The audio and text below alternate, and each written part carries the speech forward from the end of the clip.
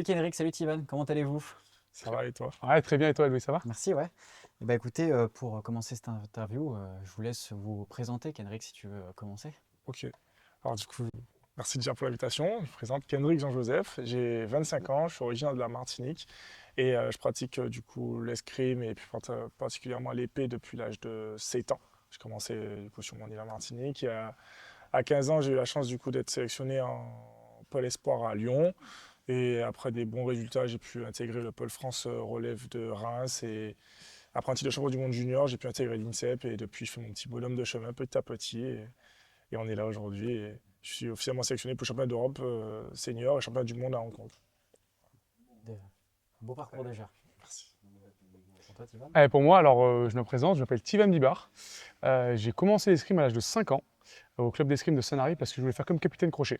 Voilà, un petit peu, voilà, vraiment le pur hasard. J'ai vu ma mère, je lui ai dit voilà, je vais faire comme capitaine crochet. Elle m'a dit bah, vas-y, je t'amène à l'escrime. Je débordais d'énergie, du coup, bah, j'ai commencé l'escrime comme ça, jusqu'à mes 15 ans, dans mon petit club, 3 heures d'escrime par semaine. Et j'ai eu la chance de pouvoir rentrer dans le parcours fédéral, comme Kendrick. À l'âge de 15 ans, je suis rentré à Aix-en-Provence. Donc là, c'était pas à Lyon, nous, c'était Aix-en-Provence, le Fleuret, parce que je pratique du Fleuret, du coup, pour rebondir. Et de mes 15 ans à mes 18 ans, j'étais sur Aix-en-Provence. Et ensuite, j'ai muté au pôle à Paris, au pôle France à Paris, sur Châtenay-Malabry, pendant 4 ans. Et en fait, j'ai fait un résultat en particulier en Grand Prix senior. J'ai fait tableau de 16 en tapant le premier mondial en 2021, ce qui m'a permis de rentrer à l'INSEP derrière et de continuer le parcours jusqu'à présent. Aujourd'hui, on se retrouve devant vous maintenant. Voilà. Est-ce que vous seriez capable de vous décrire en un seul mot, après vous être présenté en quelques lignes, en un seul mot? Un seul mot là. Ah, ah. Tu essaies de te décrire et toi, tu essaies de me décrire? Ah, ça peut être. Ah, ça on peut peut être la ça. faire Oui, c'est comme ça, aussi, ok. si Tu veux. complètement. Vas-y. Ah, ok. Moi, je dirais persévérant. Merci. Persévérant, parce qu'il n'a jamais lâché sur des moments où il avait beaucoup de doutes. Ah, ça me touche. Tu vois, pendant les Jeux, que tu étais deuxième remplaçant, tu t'es mis dans ton rôle à fond, il s'est blessé, il avait le poignet pété quand même. Hein. Il fait la préparation des Jeux Olympiques en second remplaçant pour préparer les mecs, il se fait opérer après les Jeux, il revient, c'est difficile, il lâche pas, et là il fait sa première sélection en équipe de France senior, donc franchement, persévérant, je pense que c'est le mot qui me décrit le mieux en Ça me gros. touche. Voilà, Merci beaucoup. Ça me touche. avec plaisir. Moi, j'aurais dit pour toi, meneur d'homme. Moi, je trouve qu'il a cette facilité dans un groupe déjà à s'adapter. Et je repense déjà aux universiades, où du coup, on a gagné, on est champion du monde universitaire tous les deux, à l'épée. Du coup, on avait besoin d'un quatrième pour les unives, et il est venu dans l'équipe.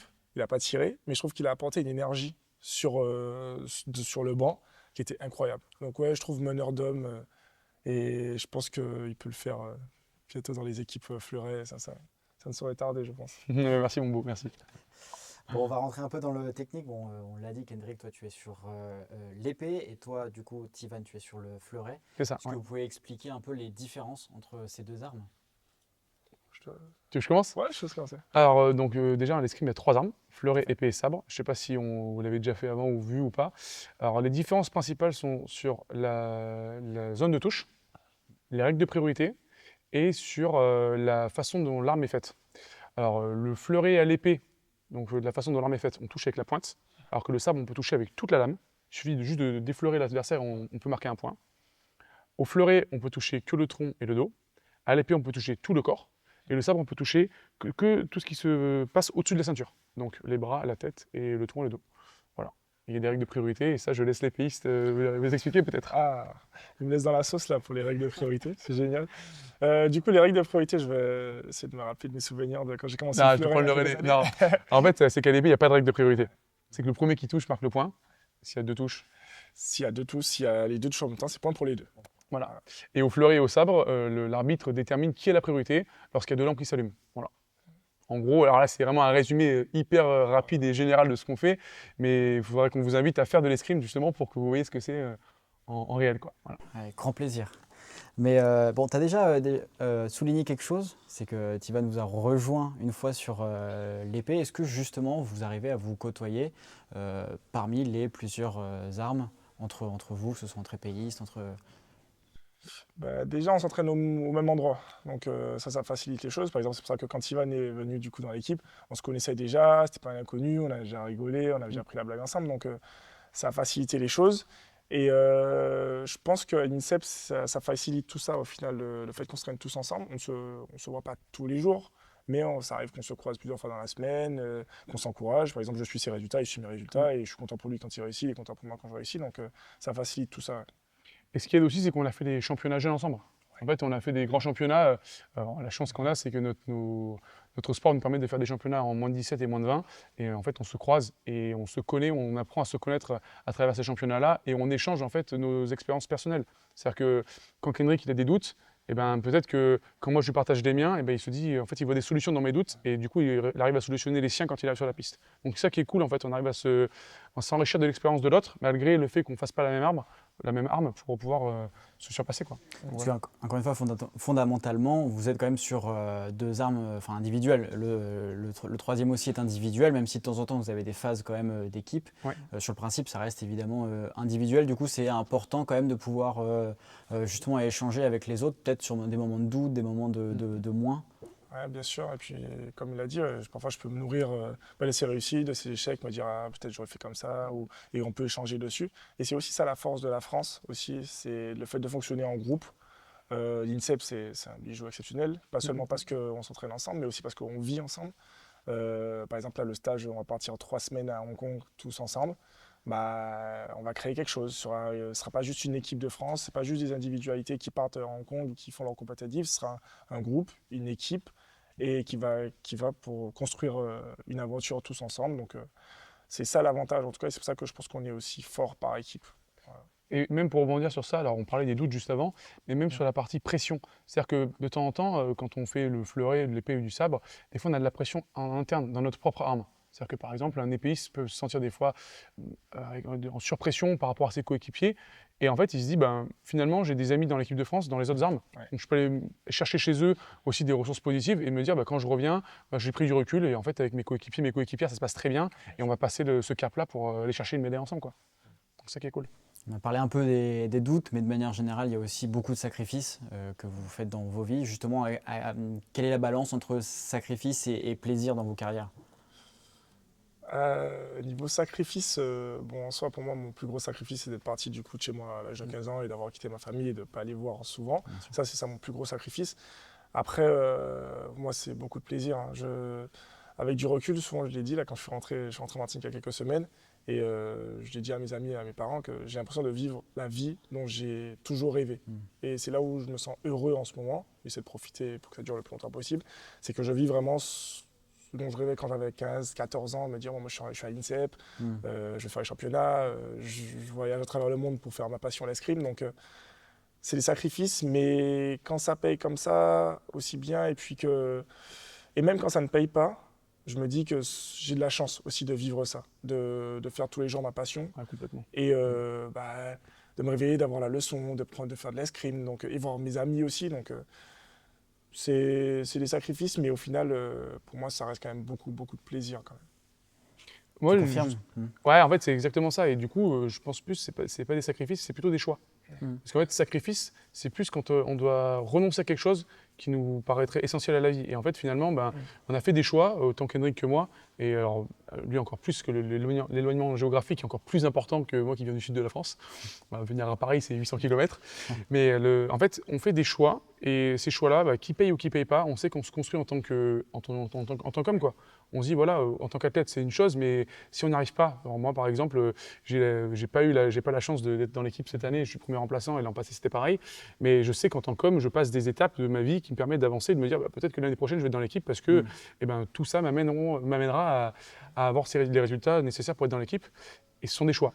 C'est pour ça que je pense qu'il faut mettre une petite nuance entre choix et sacrifice. Parce que si on arrive à sacrifice, c'est-à-dire qu'on est au moment de la vie où il faut passer à autre chose, il faut aller à autre chose que l'escrime et faire la vie professionnelle. J'aime bien le terme choix, parce que c'est vrai, c'est des choix.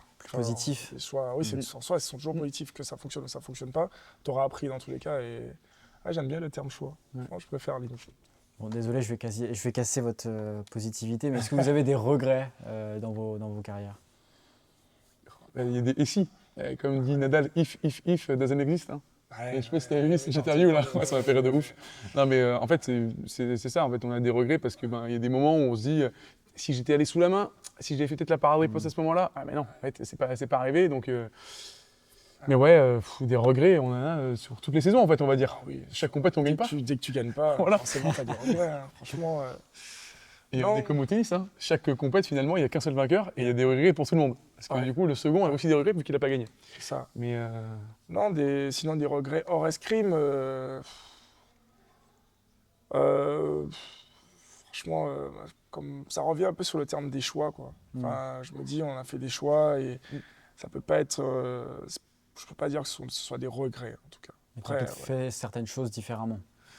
Dans ma carrière, ce que j'aurais fait, il y a des moments où je me pose la question plus en ce moment-là, surtout parce que il y a de plus en plus les États-Unis. J'en parlais dernièrement avec Paul, c'est un peu privé, mais allons-y. J'en parlais de temps en temps. Je me suis posé la question où est-ce que parfois faire un petit tour aux États-Unis, parce qu'en ce moment c'est un peu pas la nouvelle Eldorado, mais entre guillemets, partir en fac américaine, ça t'assure quand même un bon entraînement au niveau escrime, des études réussies.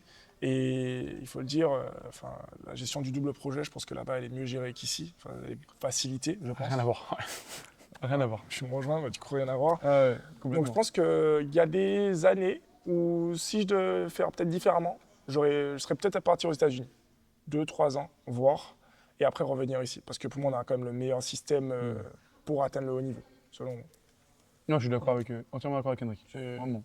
C'est mon seul regret que j'aurais peut-être modifié, peut-être pas à 4 ans, mais 2-3 ans, je serais peut-être parti. On en parlait dernièrement, la semaine dernière en stage avec mon coloc Paul et Noam Duchesne qui va faire le grand pas l'année prochaine. Peut-être que je l'aurais fait pendant 2 ans. Ouais. Sinon, c'est tout.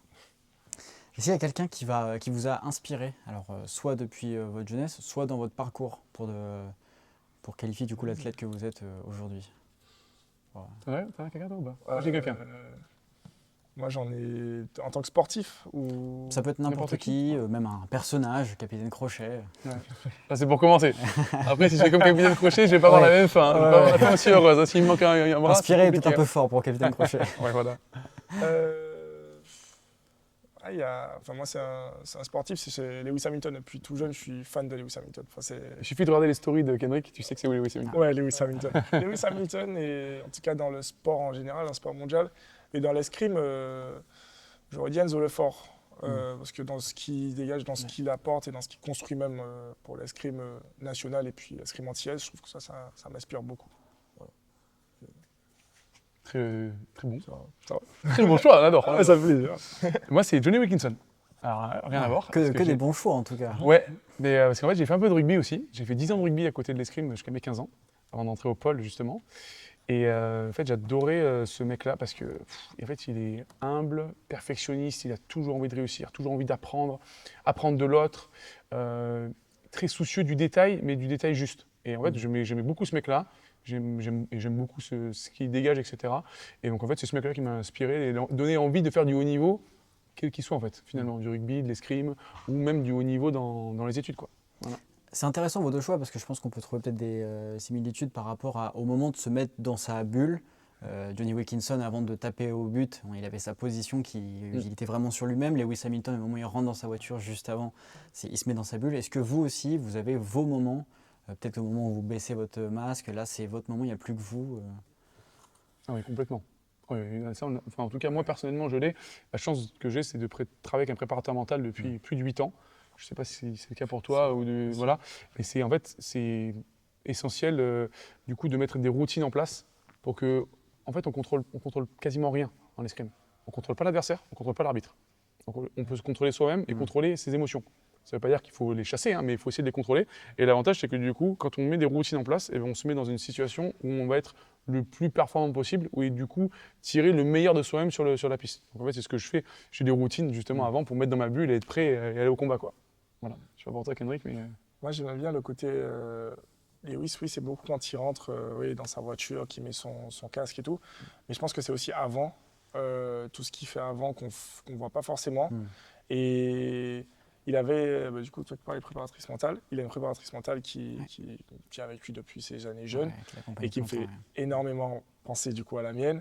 Et je sais qu'ils ont une relation très très fusionnelle où il confie les choses et dans les hauts elle est là, dans les hauts elle est là derrière, dans les bas elle est là tout le temps. Et je pense du coup à ma préparatrice mentale que je vois depuis que je suis en équipe de France jeune et ouais, elle est tout le temps. Quand ça va, elle est là et quand ça va pas, elle est encore plus présente. Donc c'est plus dans ce côté-là que je m'identifie beaucoup à lui en tout cas.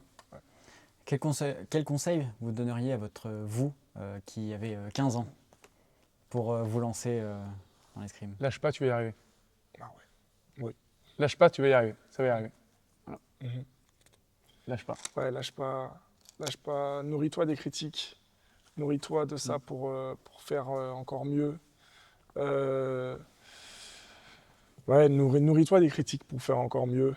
Et ne t'en fais pas, tu vas toujours tomber sur les bonnes personnes sur ta carrière. Si tu fais du bien autour de toi, tu vas toujours tomber sur les bonnes personnes. Je pense que ça, c'est quelque chose dans ma carrière où j'ai eu de la chance jusqu'à maintenant. Des personnes qui sont là ou plus là, c'est des personnes qui, à un moment donné, m'ont apporté beaucoup. Et si elles sont plus là dans ma carrière en ce moment ou dans ma vie, c'est qu'elles m'ont apporté et qu'à ce moment-là, elles ne devaient plus être là. Donc, c'est comme ça. Et ouais, de faire confiance au chemin, au parcours, de se laisser guider, de se laisser porter, de profiter. Ça fait beaucoup, mais Oui, c'est vrai. C'est vrai. ça. Ouais, c'est un peu pareil. Et en fait, sur la partie obstacles, les obstacles, il va y en avoir. Prends le temps de les franchir un par un. Il ne faut pas être pressé. Parce que des fois, on a envie d'être pressé, on a envie de faire vite un résultat, on a envie de vite revenir après une blessure. Moi, personnellement, je me suis fait opérer 2 fois. Et du coup, on a envie de revenir. Et de suite, on a envie de casser la baraque, de faire des résultats. Et en fait, quand on brûle les étapes, des fois, on se dit purée, en fait, je reviens trop tôt, je ne suis pas dans le bon, dans le juste. Et je dirais au jeune Tivan, prends le temps, vas-y, et t'inquiète pas, tu vas y arriver. Voilà. Le fameux trust de process. Exactement, exactement.